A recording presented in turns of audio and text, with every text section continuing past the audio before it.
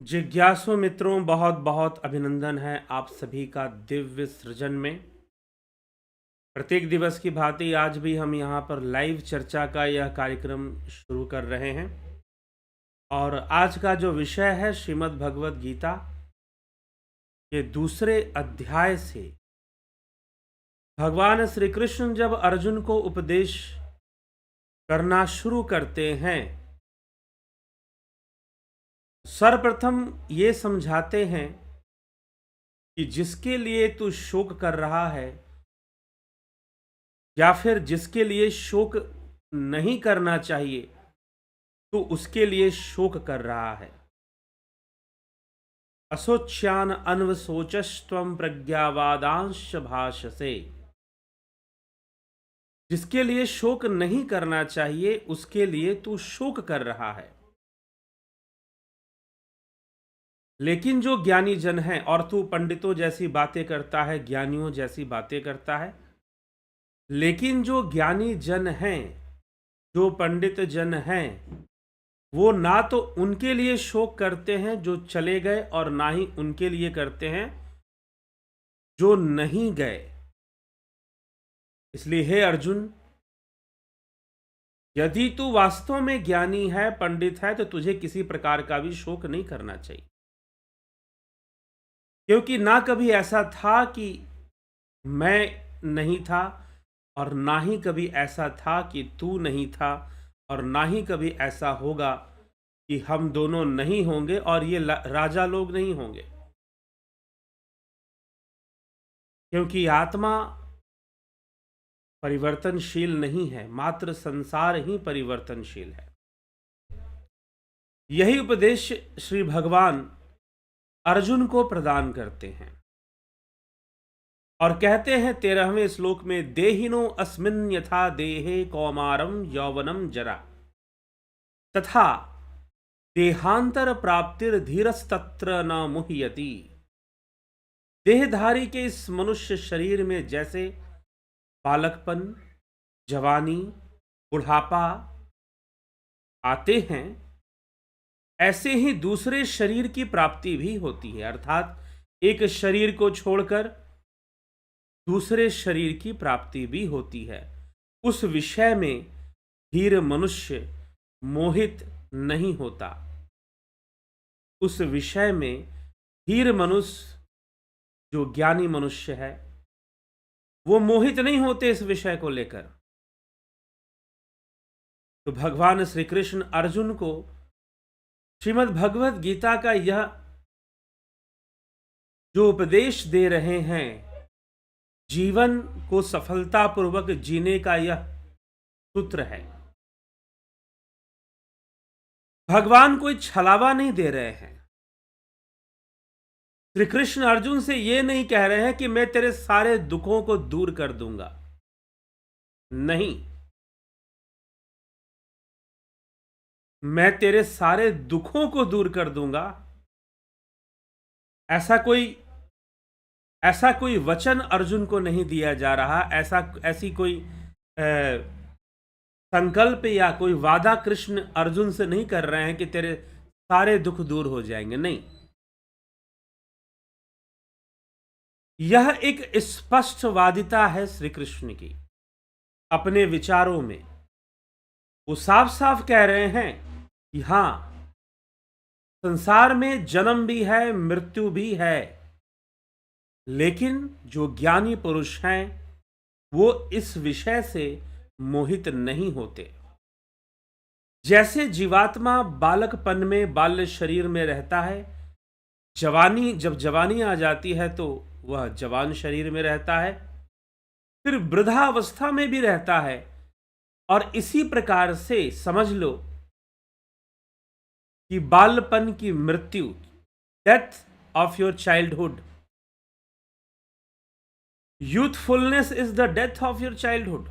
जवानी आपके बचपन की मौत है और बुढ़ापा आपके जवानी की मौत है।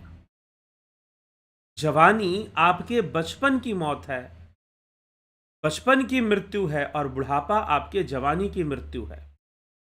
और इसी प्रकार से एक दिन यह शरीर भी छूट जाता है और यह जीवात्मा नूतन शरीर को धारण कर लेती है। इस बात से मोहित होने की आवश्यकता नहीं है। आगे भगवान श्री कृष्ण अर्जुन से कहते हैं, यह तो चलता रहेगा संसार में, सब कुछ होगा, इसी प्रकार से होगा। और इन्हीं विषयों को स्पष्ट करते हुए आगे कहते हैं, मात्रा स्पर्शास्तु कौन्तेय शीतोष्ण सुख दुखादा। कौन्तेय शीतोष्ण सुख दुखदा आगमापायिनः अनित्याः भारत तान तितिक्षस्व। आगमापायिनः अनित्या भारत तान तितिक्षस्व। अर्थात यह जो दुख है संसार में और जो सुख है वो आने जाने वाला है, अनित्य है।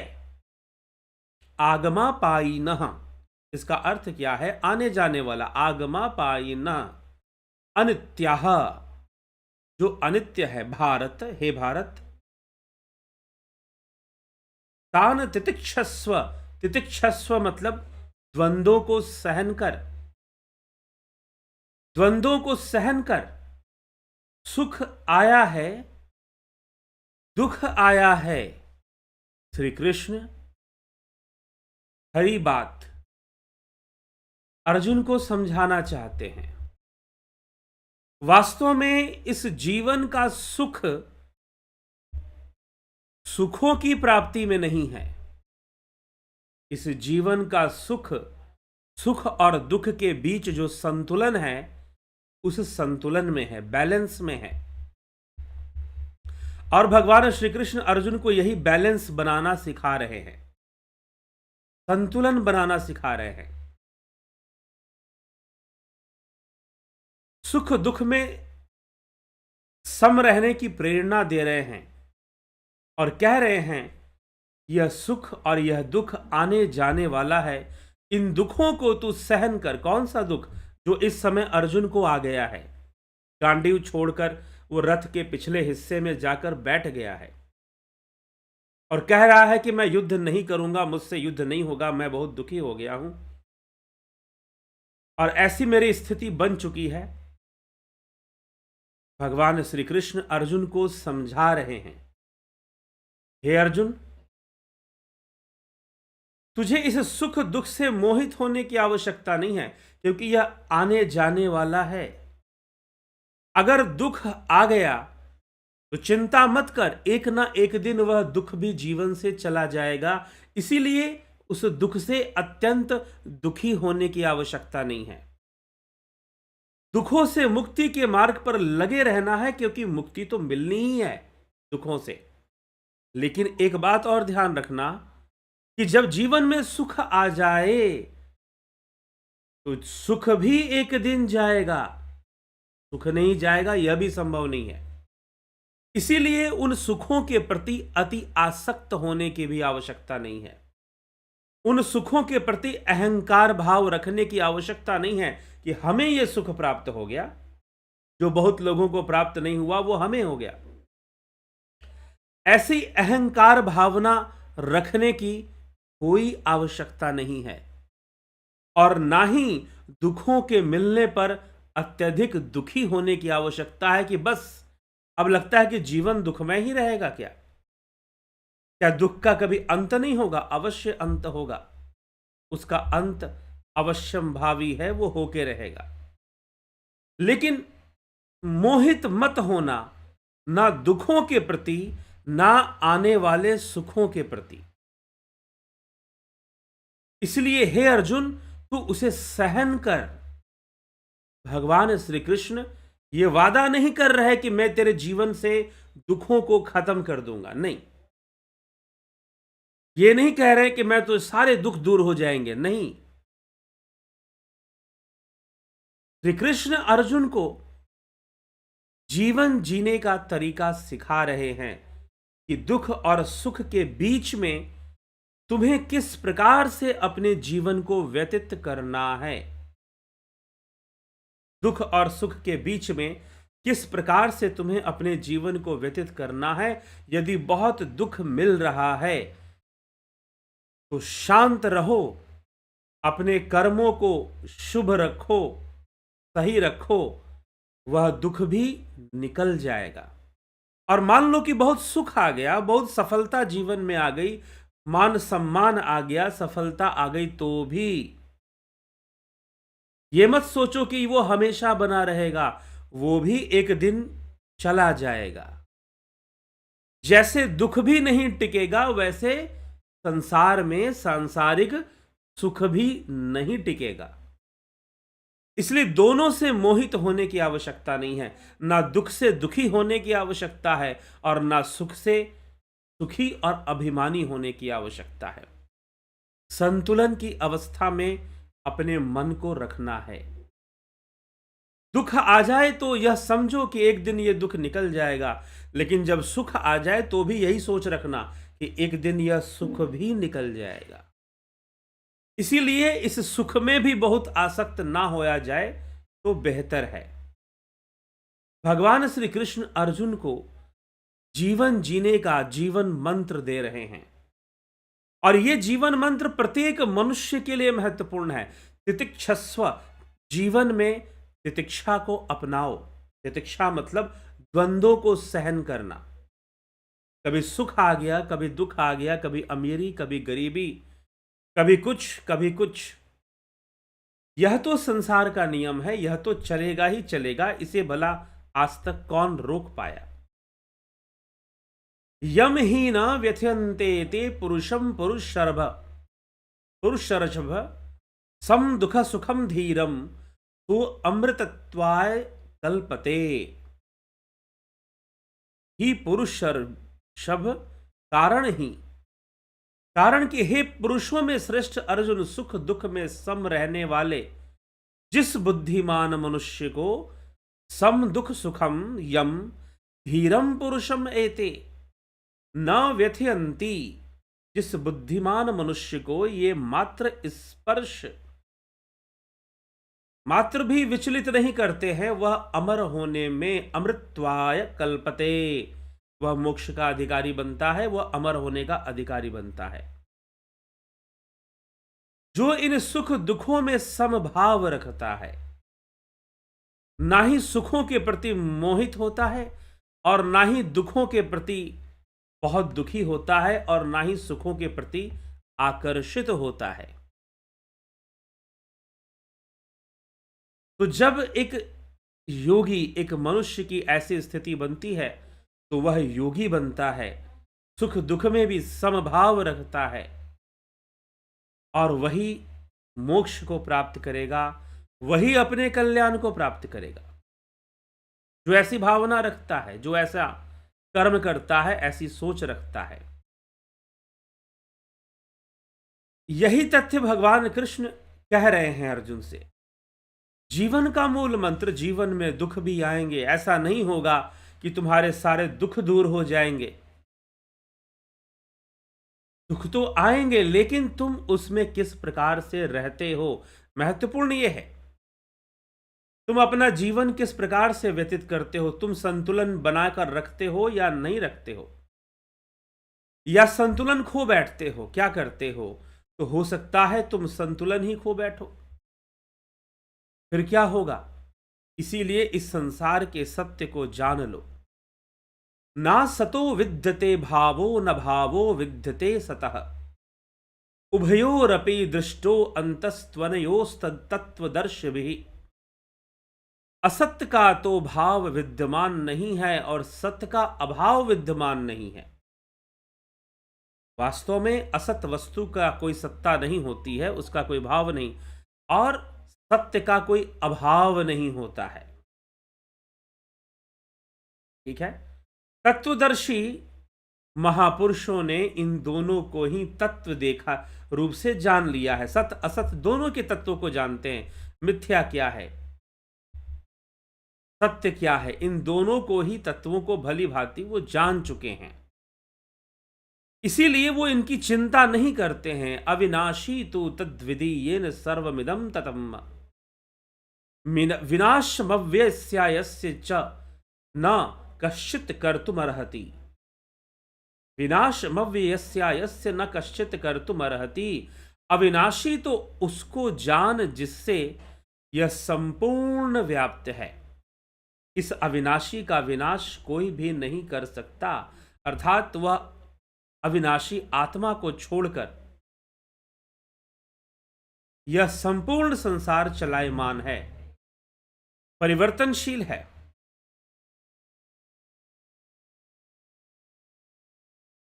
इस अविनाशी आत्मा के संदर्भ में अंतवंत इमे देहा नित्यस्योक्तः शरीरिणः अनाशिनो अप्रमेयस्य तस्मादुदस्यस्व भारत। अविनाशी जानने में आने वाले हैं, नित्य रहने वाला इस शरीर के ये देह, अंत वाले इस देही शरीरी, नित्य रहने वाले शरीरी के ये देह, यह शरीर अंत वाले कहे गए हैं। इनका अंत होता है अर्जुन, लेकिन शरीर मरता है, शरीरी नहीं मरते हैं। शरीर मरता है परंतु शरीरी नहीं मरते हैं। इसीलिए इस शरीर से संबंधित और शरीर से प्राप्त सुख दुखों के प्रति अत्यधिक मोहित होने की आवश्यकता नहीं है, क्योंकि इन संसार में और इस संसार की उत्पन्न की हुई त्रिगुणी परिस्थितियों में सब कुछ चलायमान है, सब कुछ परिवर्तनशील है। इसीलिए हे अर्जुन, इससे व्यथित होने की आवश्यकता नहीं है। जब तक जीवन है इनकी लाइन लगी रहेगी, कभी सुख आएगा, कभी दुख आएगा, कभी दुख जो है बहुत लंबा समय टिक जाएगा तो हम परेशान होने लगे। नहीं, कितना लंबा टिकेगा? एक ना एक दिन तो उस दुख को जाना ही है, विदाई उसको लेनी ही है। लेकिन यही बात, यही समझ जीवन में सुखों के प्रति भी रखनी चाहिए। यदि दुखों की विदाई होनी निश्चित है तो सुखों की भी विदाई होनी निश्चित है। सुख भी चले जाएंगे, दुख चले गए तो सुख भी चले जाएंगे। इसलिए दोनों के प्रति मोहित होने की आवश्यकता नहीं, दोनों के प्रति मोहित होने की आवश्यकता नहीं है। अर्जुन के अपने प्रश्न है कि मुझे सही दिशा दिखाइए कि इस काल में जो मुझे मोह हो गया है मैं क्या करूं इसके लिए। भगवान कृष्ण यही समझाते हैं, इसमें मोहित होने की आवश्यकता नहीं है, ना ही शोक करने की आवश्यकता है, क्योंकि जो चले गए और जो नहीं गए उन दोनों के लिए पंडित जन शोक नहीं करते हैं और ना ही मोहित हो रहे होते हैं। इसलिए हे अर्जुन, तो सुख और दुख के बीच जो सम अवस्था है उसको प्राप्त कर। भगवान श्री कृष्ण प्रथम उपदेश में ही ऐसी बातें उपदेशित कर देते हैं कि तुम उस सुख दुख के मध्य जो सम अवस्था है उसको जानने की कोशिश करो, उस आत्मा को जान लो जो सर्वदा अविनाशी है, उसे जान लो। और उसे जानकर फिर किसी दुख के प्रति मोहित होने की कदापि आवश्यकता नहीं है। यम ही न व्यथयन्ते ते पुरुषम पुरुषर्षभ सम दुख सुखम धीरम सो अमृत्वाय कल्पते। पुरुषों में श्रेष्ठ अर्जुन जो सुख दुख में सम रहने वाला है, सुख दुख से व्यथित होने वाला नहीं है, उनमें भी सम रहने वाला है, ऐसा बुद्धिमान मनुष्य, ऐसा योगी अमरत्व का अधिकारी बनता है, मोक्ष का अधिकारी बनता है। तो हमें यह विषय विशेष रूप से जो भगवान कृष्ण का यहां उपदेश है, कोई बहकाने वाला नहीं, जीवन के सत्य को समझाने वाला उपदेश है। तो हमें भी अपने जीवन में इस उपदेश के प्रति, यह प्राकृतिक उपदेश है, यह प्रकृति का उपदेश है, श्री कृष्ण दे रहे हैं, समझा रहे हैं, जागरूक रहने की आवश्यकता है, जागृत रहने की आवश्यकता है। नहीं तो फिर दुखों का अंबार हम पर टूट पड़ेगा, हम अत्यंत दुखी हो जाएंगे, जबकि दुख नहीं होना चाहिए था। नुकसान थोड़ा सा होता है, लेकिन उस थोड़े से नुकसान के गम में मनुष्य बहुत भारी नुकसान अपना कर लेता है। उस थोड़े से नुकसान के गम में मनुष्य बहुत भारी नुकसान कर लेता है, क्योंकि वह थोड़ा सा दुख के आया वो डिप्रेशन में चला जाता है, थोड़ा सा दुख का आया वो अशांत हो जाता है, मोहित हो जाता है। इसलिए सम्मोहित होने की आवश्यकता नहीं है अर्जुन। इन सुख और दुखों के प्रति तनिक भी सम्मोहित होने की आवश्यकता नहीं।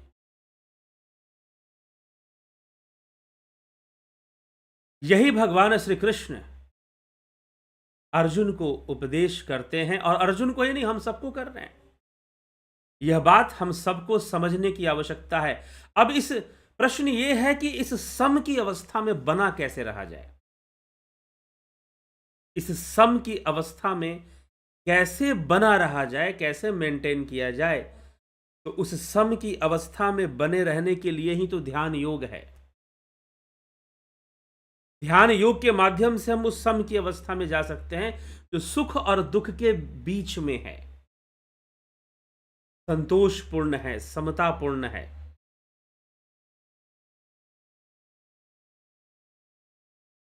नहीं तो बहुत सारे लोग मात्र सुख और दुख के बीच में ही भटक रहे हैं, और दुख आता है तो दुखी होते हैं, सुख आता है तो सुखी होते हैं। दुख आता है तो दूसरों का सुख देखकर दुखी होते हैं, और जब सुख आता है तो दूसरों का दुख देखकर मन ही मन प्रसन्न होते हैं कि चलो हमारे पास बहुत कुछ आ गया ना। लेकिन किसी के पास कुछ भी बहुत अधिक समय तक टिकने वाला तो नहीं है। किसी के पास कुछ भी बहुत अधिक समय तक टिकने वाला नहीं है, चाहे सुख रूप हो चाहे दुख रूप हो। तो यही महत्वपूर्ण बात हमें समझना है और तितिक्षा को अपनाना। तितिक्षा का अर्थ क्या होता है? षट संपत्ति में तितिक्षा का वर्णन है। शम, दम, श्रद्धा, समाधान, उपरति और तितिक्षा, इसे कहते हैं षट संपत्ति। विवेक चूड़ामणि में आदि गुरु शंकराचार्य ने साधन चतुष्टय में षट संपत्ति की भी चर्चा की है। शम, दम, श्रद्धा, समाधान, उपरति और छठा है तितिक्षा। इन छह को षट संपत्ति कहते हैं। तो तितिक्षा का अर्थ क्या है? तितिक्षा का अर्थ है द्वंद्वों को सहन करिए, द्वंद्वों को सहन करिए। यही शास्त्र नियम है, और यही श्री कृष्ण भगवान अर्जुन को उपदेश दे रहे हैं कि अर्जुन तो द्वंद्वों को सहन कर, जीवन में आने वाले सुख दुख को सहन कर, लेकिन उनसे मोहित होने की आवश्यकता नहीं है। आएगा, सुख भी आएगा, दुख भी आएगा, लेकिन अत्यधिक मोहित होना कदापि उचित नहीं है। मोहित होना सही नहीं होगा, इसलिए तुझे मोहित नहीं होना चाहिए। यही उपदेश श्री कृष्ण भगवान देते हैं कि दुखों से दुखी मत होना और सुखों से सुखी मत होना, हमेशा सम की अवस्था में बने रहना, सम्यक अवस्था में। यही बुद्ध का उपदेश, यही महावीर का उपदेश, और बुद्ध महावीर से भी पूर्व भगवान श्री कृष्ण यही उपदेश दे रहे हैं। लेकिन फिर भी बुद्ध महावीर के उपदेश से कृष्ण का उपदेश बहुत अधिक व्यवहारिक है, अत्यंत व्यवहारिक है, क्योंकि यह बिल्कुल साधारण मनुष्य के लिए है, विशेष के लिए नहीं है, साधारण के लिए है। ठीक। तो भगवान कृष्ण अर्जुन से यही कहते हैं कि तुझे सुख और दुख से विचलित होने की आवश्यकता नहीं है। जीवन में दुख आ रहे हैं, कष्ट आ रहे हैं, क्योंकि यह शरीर ही नहीं नष्ट होने वाला। शरीर ही के लिए ना कोई सुख है ना कोई दुख है, शरीर के लिए है। जो कुछ भी है शरीर के लिए है। इस शरीर के लिए कुछ भी नहीं है, सब शरीर के लिए है। इसीलिए शोक नहीं करना चाहिए और दुखी भी नहीं होना चाहिए, क्योंकि आज दुख बीतेगा तो निश्चय ही कल सुख भी आएगा। लेकिन जब सुख आया है तो एक दिन सुख भी तो बीत जाएगा भाई। फिर दुख भी आ जाएगा। अब ये द्वंद्व तो चलेंगे जीवन में, इनसे मोहित होने की आवश्यकता नहीं है, इनसे मोहित होने की आवश्यकता नहीं है। बस यही गंभीर विचारधारा है श्री भगवान के जी के द्वारा, यही गंभीर उपदेश है। जब तक हम इस विषय को ना समझ जाएं, सुख दुख के विषय को, इस रहस्य को, द्वंदात्मक रहस्य को, इसके प्रति अनासक्त होकर इनको सहन करने की ही भावना रखनी चाहिए कि जो आ गया उसे सहन कर लो, कोई विकल्प नहीं है, चला जाएगा, समय होता है, चला जाएगा।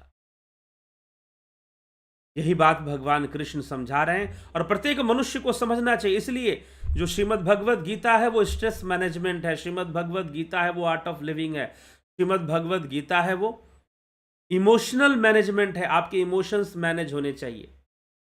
ये नहीं कि किसी परिस्थिति में हम बहुत आसक्त हो गए और किसी परिस्थिति में हम बिल्कुल विमुख हो गए, ऐसा नहीं होना चाहिए।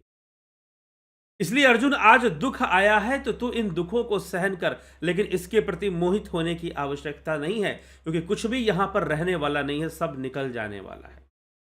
मात्र वह आत्मा को छोड़कर, उस अविनाशी परम तत्व को छोड़कर सब कुछ ही नाशवान है। तो उस अविनाशी परम तत्व को जान लेगा तो फिर तुझे कुछ भी जानना शेष नहीं रहेगा, और ना ही कोई मोह तेरे भीतर टिक पाएगा। कोई मोह नहीं रहेगा, फिर कोई मोहित नहीं हो पाएगा तुम। तो यह विवेकपूर्ण ढंग से हमें विचार करना चाहिए और इस विषय को समझकर जीवन में आगे बढ़ना चाहिए। चलिए चलते हैं। यह उपदेश भगवान श्री कृष्ण का बहुत ही श्रेष्ठ उपदेश है। आज के वर्तमान काल में भी यह बहुत ही उपयोगी है। जो लोग डिप्रेशन के शिकार और कई तरह के मानसिक अवसादों के शिकार होते हैं, क्योंकि उनके मन की बात ना हो पाई, लेकिन फिर भी जो समझदार हैं, जो बुद्धिमान हैं, जो धीरवान हैं, ज्ञानी हैं, वह मोहित नहीं होते हैं। तो इसी के साथ आगे बढ़ते हैं। नवज्योति नाथ जी, कमलेश खैरनर जी, पवन कुमार गुप्ता जी, विक्रम सिंह जी, शंकर प्रसाद जी, कविता नायक जी, अर्जन भाई चौहान, निशांत जी, सुप्रीत जी, एके त्यागी जी, बिमला शाह, अभनी प्रधान, अवनी प्रधान जी, बहुत अभिनंदन है। सात्विक गुप्ता, विनोद के सूद, गोविंद प्रसाद नीमा, राजू पाल, जगत नारायण जी, रूपलाल विश्वकर्मा, कन्हाई कुमार जी, विक्रम सिंह जी, अमन कक्कर जी, उषा श्रीवास्तव जी, श्वेता राय सिन्हा,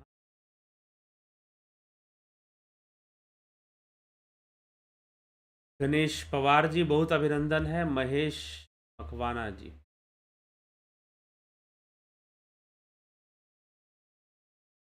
राकेश गुप्ता जी, सोमनाथ शिंदे जी, शिखर शर्मा, एके भट्ट, रामविलास जी, घनश्याम सरोदे, अनिल कुमार, माधुरी कोले, सोमू, अजय नागरे,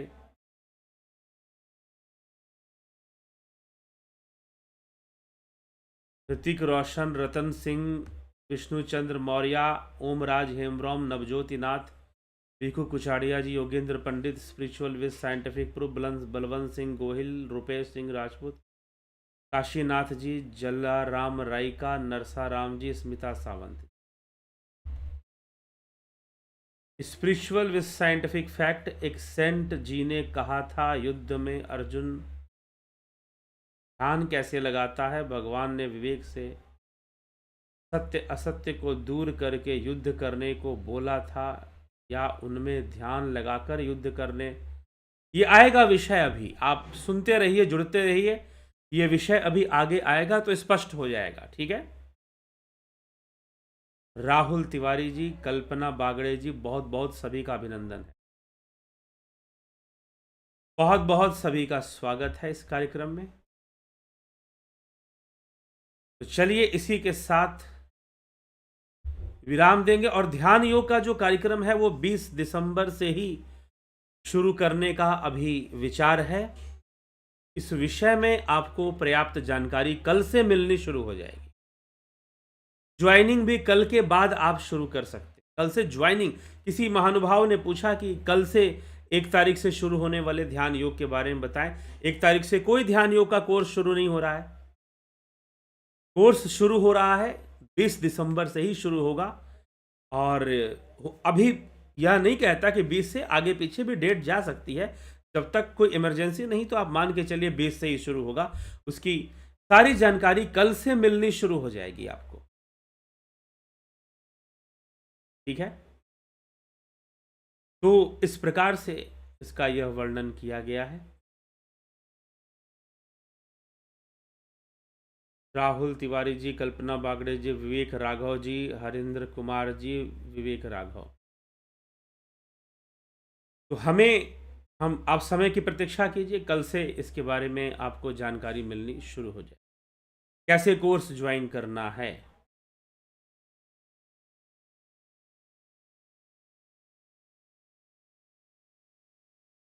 चलिए ठीक है, तो वर्तमान में अभी हम यहीं पर अपने विचारों को विराम देते हैं। कल फिर मिलते हैं लाइव चर्चा में 9 PM पर। बहुत बहुत आभार आप सभी का।